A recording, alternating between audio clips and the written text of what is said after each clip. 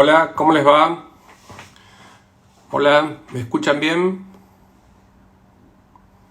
Si me dan una manito como para saber que me están escuchando. ¿Se escucha lo que hablo?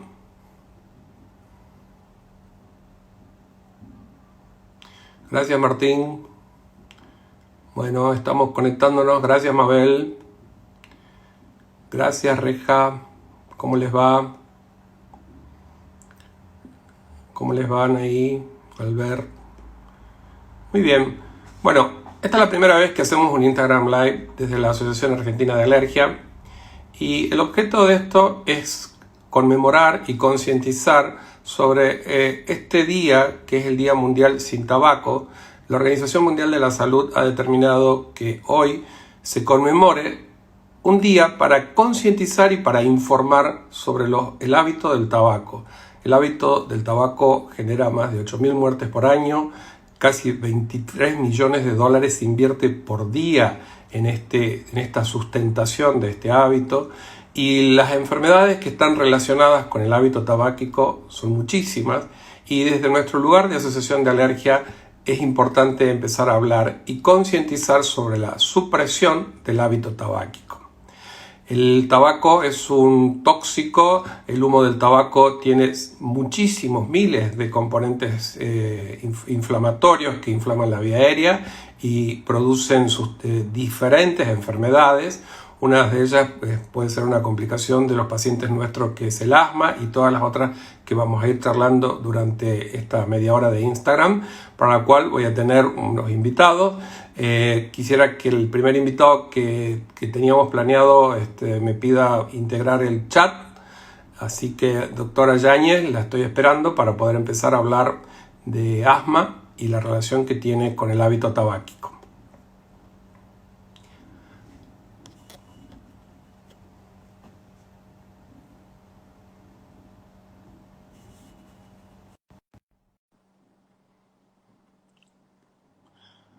Ahí se está uniendo la doctora Yáñez.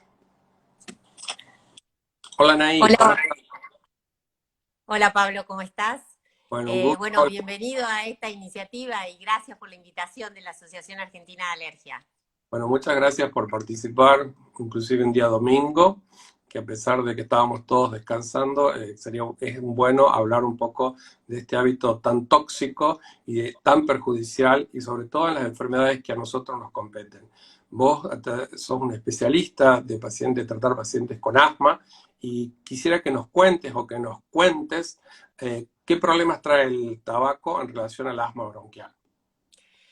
Bueno, muy interesante esta pregunta y ojalá hoy podamos transmitirles, en especial a los pacientes alérgicos y asmáticos, cuál es el rol del tabaquismo en nuestras patologías alérgicas y el asma en particular. En los pacientes con diagnóstico de asma, el tabaco, tanto activo como pasivo. Bueno, queremos contarle que activos para todos es aquel fumador, el que fuma, que tiene asma y fuma, y el activo puede ser el niño que habita una casa con padres o con uno o con ambos padres fumadores. Pero en los pacientes con diagnóstico de asma, el tabaco produce una serie de condiciones que en general llevan al empeoramiento del asma. Entre ellas, el peor control del asma. Ustedes saben que el primer escalón del tratamiento es llegar a controlar el asma. Si nosotros controlamos el asma, tenemos el primer escalón del asma resuelto. Una peor calidad de vida, si nosotros controlamos el asma, mejoramos la calidad de vida en los pacientes asmáticos y aún más en los pacientes asmáticos fumadores. Hace en algunos casos que el tratamiento no sea tan eficaz como en los pacientes que no fuman, y este grupo de pacientes asmáticos fumadores tienen mayor frecuencia de exacerbaciones, mayor recurrencia a las salas de emergencia o a las urgencias, porque hay un aumento del empeoramiento de los síntomas y a veces aumento de la necesidad de los ingresos de hospitalización. En general también estos pacientes tienen un aumento del riesgo de mortalidad, ¿sí? Y hay un dato muy interesante que todos los asmáticos deben tener presente, asmáticos fumadores deben tener presente. el, el humo del tabaco, digamos, el fumador activo, incrementa su riesgo de desarrollar una forma mixta de asma, que es, que es como el overlapping, es decir, que se superponen dos patologías. El asma, que con el correr de los años va adquiriendo síntomas y presentación clínica de una enfermedad pulmonar obstructiva crónica, que ustedes todos saben que es la EPOC. ¿Sí? No, no todos sabemos, por eso nos gustaría Bueno, explicar qué es la EPOC. bueno, como su nombre lo indica, es la enfermedad pulmonar obstructiva crónica donde hay una obstrucción fija del bronquio en aquellos pacientes que son fumadores, y que hay dos tipos fundamentalmente de EPOC, el EPOC bronquítico, el que tiene catarro, tos y sensación de falta de aire, dificultad respiratoria. Además, la EPOC está condicionada por una serie de patologías que van asociadas también al hábito de fumar. Y por otro lado, hay otra parte, hay otro grupo de EPOC en los cuales son más bien enfisematosos, llamémosle así, que son aquellos que tienen mucha dificultad respiratoria, bueno, y todas las condiciones que tiene el EPOC de la obstrucción fija. Es decir, es un asmático fumador que con el correr, no todos, pero una gran mayoría puede desarrollar este grupo de un asma en el cual se le acopla, por así decirlo, una EPOC. Por supuesto. ¿Cuál es la definición de asma, Anaí? ¿Cómo? ¿Cuál es la definición de asma?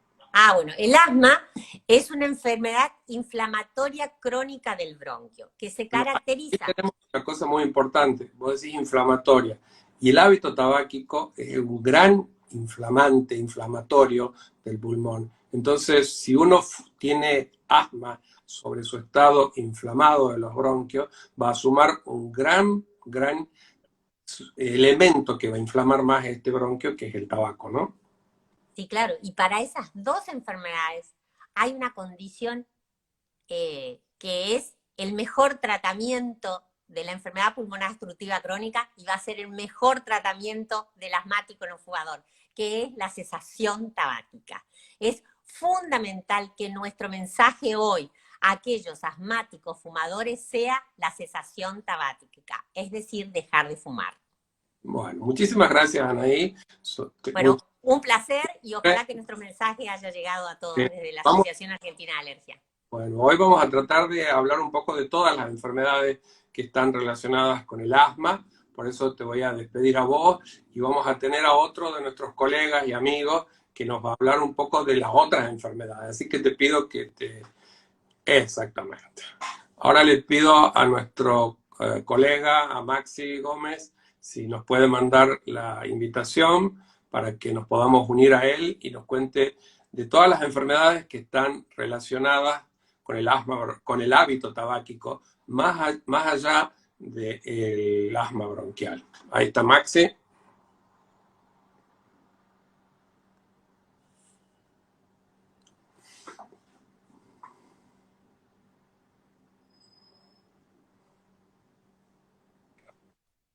Hola Maxi. Hola Pablo, hola a todos. Buenas noches y gracias por unirnos en esta iniciativa del Día Mundial sin Tabaco. Gracias a vos por cortar tu domingo y participar, aunque haya sido a última hora esta invitación. Veníamos hablando con Ana que el hábito tabáquico influye directamente sobre una de las patologías más importantes que tratamos los alergólogos, que es el asma bronquial. Pero también hay otras enfermedades que tienen mucha relevancia con el hábito tabáquico. ¿Nos querés contar cuáles son? Me gustaría focalizar un poquitito en la experiencia que tenemos y que es con la rinitis alérgica, que la rinitis alérgica es la enfermedad alérgica crónica más frecuente que hay. Y comentarles que muy bien lo que dijeron respecto de la inflamación a nivel bronquial, porque nuestra experiencia de hacer evaluaciones de inflamación a nivel nasal en los pacientes que tienen rinitis alérgica, no se encuentra esa misma característica inflamatoria, pero aparentemente o la explicación sería de que el cigarrillo pudiera estar frenando determinados mecanismos, por lo cual el paciente que tiene rinitis alérgica, esos que estornudan, que se le congestiona la nariz y todo, Los que fuman no tienen esos síntomas peores que los que tienen alergia y no fuman. Pero ¿cuál es el problema de esto? Que predispone a mucho más infecciones respiratorias, como rinosinusitis, por ejemplo, pero un ¿Qué es la dato rhinosinusitis? fundamental. ¿Qué es la La rhinosinusitis? sinusitis, la Acuérdate que no rinitis. solo están nuestros colegas, sino también muchos pacientes y mucha gente que quiere saber e informarse. Exactamente. La rinitis es la afectación de la nariz exclusivamente cuando tenemos estornudos, picazón, esa secreción acuosa y cuando se tapa la nariz. Pero cuando eso se complica a modo más interno, cuando ya empieza a provocar dolor de cabeza, que esa congestión empieza a ser mucho más importante, que no nos deja respirar bien y eso genera dolor de cabeza, pero además acumulación de mucosidad en toda la parte nasal y frontal y que se siente todo ese tipo de dolor que inclusive a veces genera que la mucosidad caiga para la garganta en lugar de salir por la nariz y que eso se llama goteo retronasal o drip posterior. Todo ese tipo de síntomas empeoran en estos pacientes. Y lo que ¿Y eso tiene quería... un tiempo? ¿Tiene un tiempo? ¿Es aguda, es un tiempo. crónica? ¿Cómo es la rhinosinusitis Puede que ser está? exacto. Gracias por preguntarlo, porque eso se puede dar en una condición aguda solamente en días o puede empezar a durar y a repetirse, y eso es la rinosinusitis crónica, ¿sí? Y eso es un factor también, y gracias por preguntarlo, Pablo, porque complica el asma bronquial.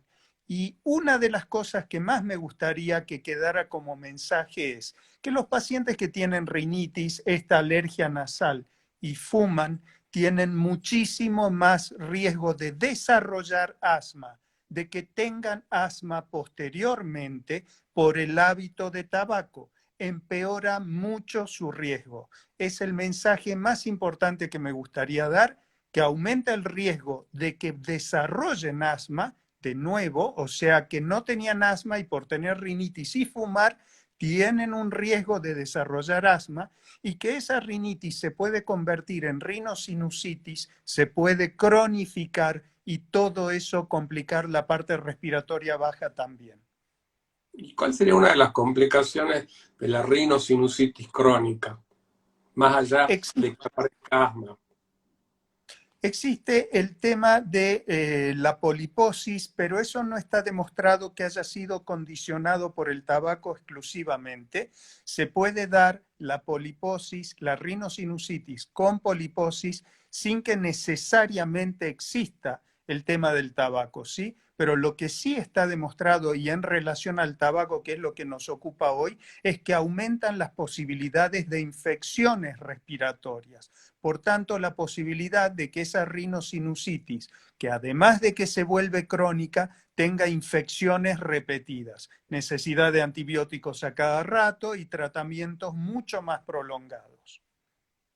Y otra pregunta que hago, Maxi, ¿qué pasa con el padre que fuma y tiene un hijo asmático o el marido que fuma y tiene una mujer asmática? ¿Es lo mismo?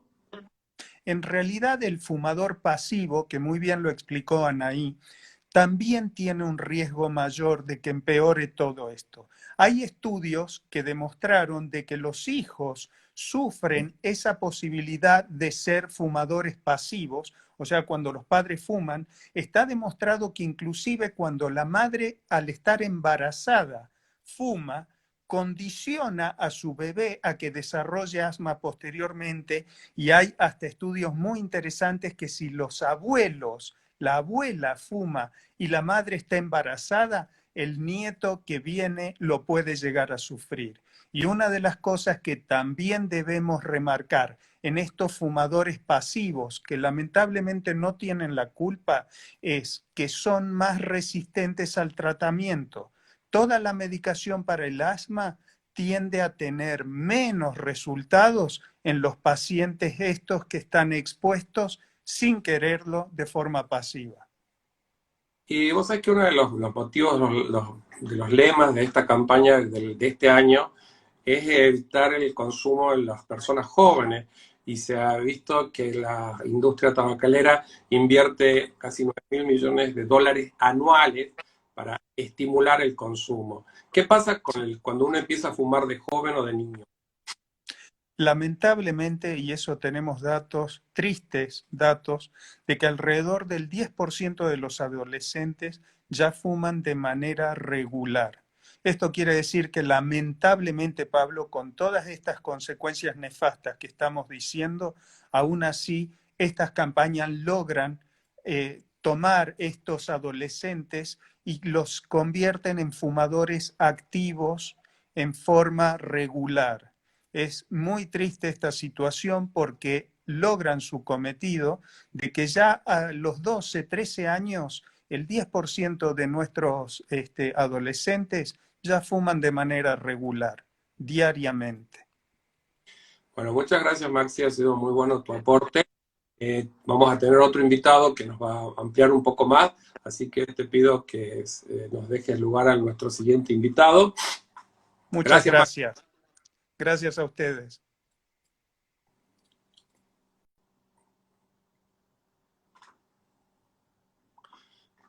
Bueno, ahí están llegando que Mabel lo felicita, Romina, que estuvo muy buena. Ahora, Martín, te pido por favor que me mandes. Ahí está, perfecto.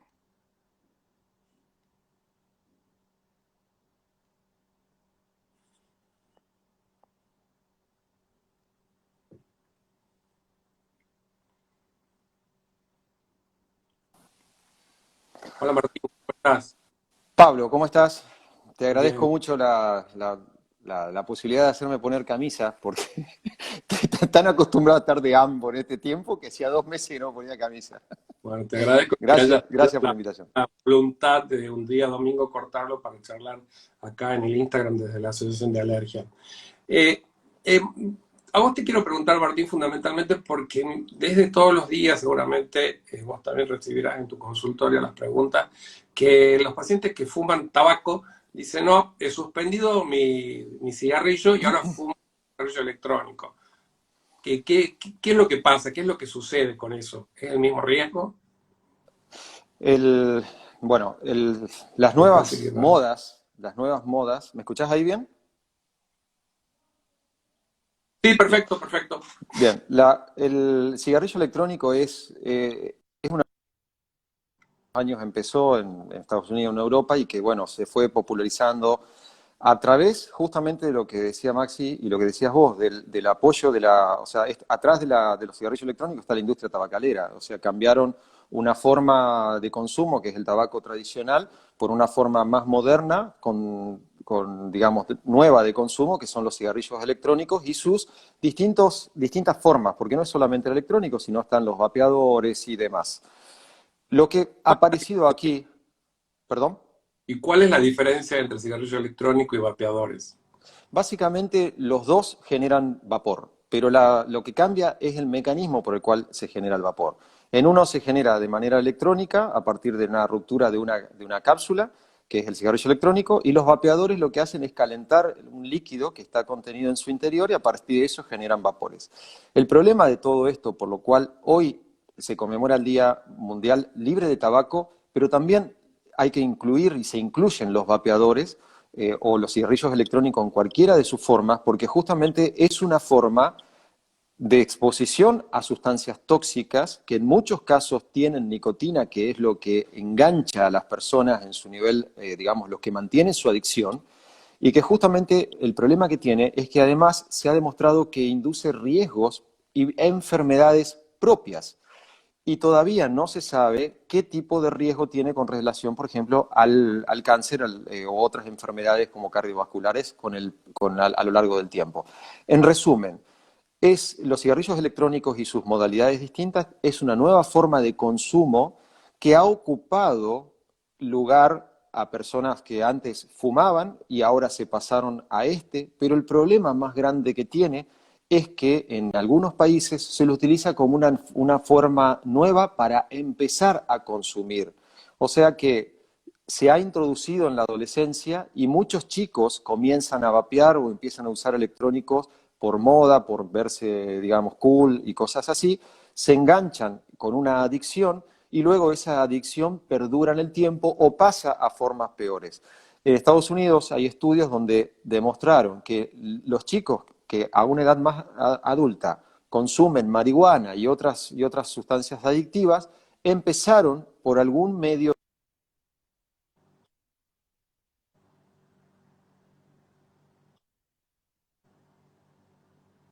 Problemita con la conexión de Martín. Ahí estoy yo, ahí estoy de nuevo. Pido mil Sí, sí, disculpas. sí. Habías contado a los chicos que fuman marihuana, ahí se cortó. Los chicos que fuman marihuana, solamente el 3% no fuma. El resto, el 97%, son fumadores, ya sea de cigarrillos convencionales o electrónicos. Eso quiere decir que existe una relación directa entre fumar cigarrillos convencionales y pasar a otro tipo de adicciones. Pero, en resumen, hoy lo que tenemos es una conmemoración de un día sumamente importante porque es el día que remarcamos a toda la comunidad, no solamente a los pacientes fumadores, justamente el daño que provoca el cigarrillo, y es algo que nosotros en la consulta diariamente hacemos, no solamente por nuestros pacientes con problemas respiratorios, sino hablamos de su familia para que no desarrollen problemas respiratorios los chicos o las personas que conviven con un fumador, y también justamente de proteger a aquel fumador para que, digamos, pueda disfrutar una vida con mejor calidad y con más seguridad.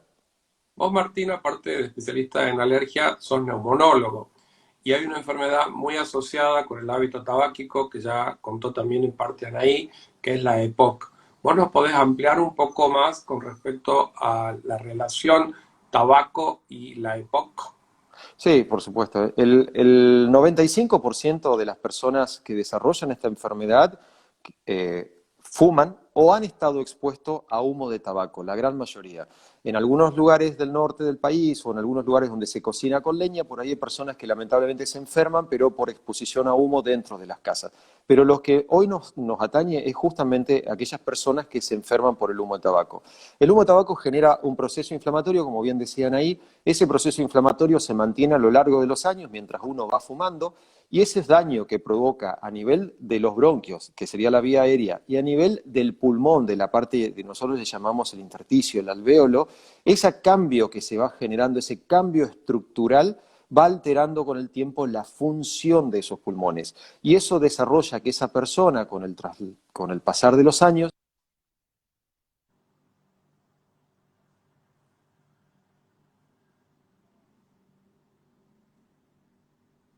Se cortó, Martín. ¿ahí me escuchás? Ahí estoy de vuelta, Sí, sí, sí. Pablo. Esa enfermedad, lamentablemente, como decíamos, no tiene cura, lamentablemente, pero sí se puede detener su progresión ayudando a la persona a dejar de fumar, y esa persona se puede disminuir, digamos, también la sintomatología. Por lo tanto, siempre nosotros recomendamos cuidar a la persona para que justamente no se enferme, tratar de ayudarlo a dejar de fumar en el momento oportuno, tratar de prevenir que las personas no comiencen a fumar o a utilizar inhalador o a utilizar los cigarrillos electrónicos o los sucedáneos, pero también hay que decir que aunque esta persona fume y tenga una enfermedad que puede llegar a ser potencialmente mortal como el EPOC, dejando de fumar y ayudándolo va a mejorar su calidad de vida y va a disminuir la mortalidad, independientemente del momento en el cual deje de fumar. Por eso ese viejo comentario de decir, ¿para qué voy a dejar ahora si ya estoy enfermo?, realmente está demostrado, hay muchos estudios que lo avalan, realmente siempre que nosotros podamos ayudar a una persona a dejar de fumar, le estamos garantizando a esa persona calidad de vida y tiempo de vida, además. Muy bien. Y cuando un paciente te dice, ¿cuántos cigarrillos puedo fumar por día? ¿Qué le decís vos? 0. No existe una dosis segura, eso tiene que quedar siempre bien claro y se lo decimos a todos los pacientes. Fumar mucho, fumar poco es fumar. No existen los grises en esto, por eso o se fuma o no se fuma. Y nadie sabe, que eso es lo que justamente es importante de saber, si fumo 2 cigarrillos o 3 cigarrillos al día, yo no sé y no lo puedo saber si tengo predisposición para enfermarme por ese cigarrillo. Por lo tanto, no existe una dosis segura y lo único que sí podemos decir que es seguro es no fumar. Bueno, entonces, como para dejar un mensaje positivo al respecto de la cesación del hábito tabáquico, en todos los pacientes el dejar de fumar va a traer un beneficio. En algunos va a ser más marcado y en otros va a traer un beneficio a posteriori, pero ninguno va a estar lejos de decir, yo no quiero dejar de fumar porque ya es tarde. Todos tienen beneficio.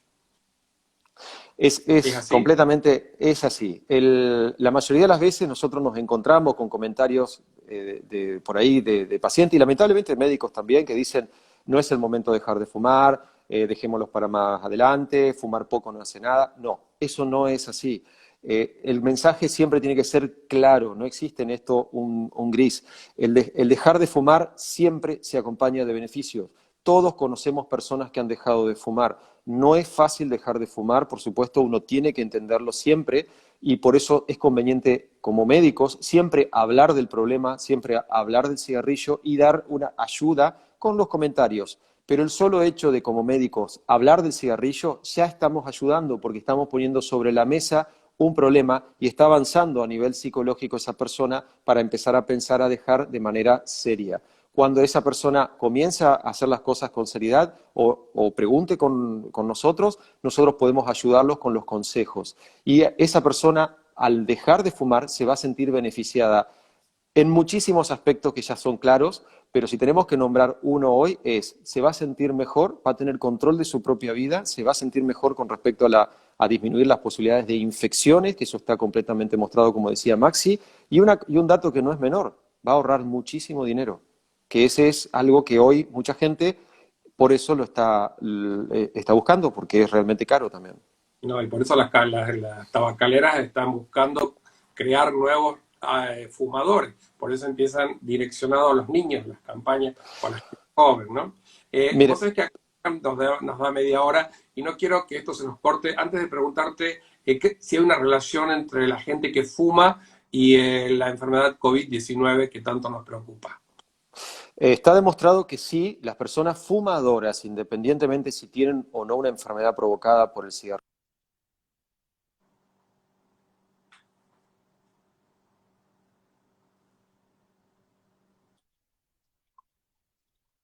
el nuevo Martín, coronavirus, puede generar... espera que se te cortó. Volvé a iniciar de donde te pregunté. Perfecto, mil disculpas. La persona fumadora tiene un riesgo aumentado de tener formas graves por COVID-19. COVID-19 le llamamos nosotros a la enfermedad que produce este nuevo coronavirus que se llama SARS-CoV-2. Y lo que se ha demostrado en fumadores es que puede generar que esta enfermedad COVID-19 sea más grave, con mayor chance de que sea mortal. Por lo tanto, el fumador tiene un riesgo implícito en el hecho de fumar para poder no solamente infectarse más fácilmente, porque tiene más receptores que se llaman AC2, sino que además tiene más chance de enfermarse más gravemente que una persona no fumadora. Por lo tanto, estamos en un excelente momento para pensar seriamente en dejar de fumar y para empezar a dar los pasos necesarios para dejar de fumar y siempre con el consejo del médico. Bueno, hay que aclarar que hay médicos que se dedican al hábito de cesación tabáquica, que es una parte de las especialidades, quienes se dedican especialmente a esto, a quienes ayudan a los pacientes en forma directa a ayudar a suspender el hábito tabáquico. Y cuando esto como vos bien decías, es muy difícil suspender el tabaco, puede pedir ayuda a quien lo trata o al médico especialista. Bueno, no quiero que se nos corte, Martín, y quedemos hablando. Así que, bueno, les agradezco Muchas gracias. mucho a los que participan. Te agradezco, Martín. Por favor. No hay tiempo muchas para las preguntas, pero bueno, si hay alguna ahí, bueno, se cortó. Así que bueno, les mando un gran saludo. Esto va a quedar grabado en el Instagram Live de la asociación. Y muchas gracias y nos estamos viendo.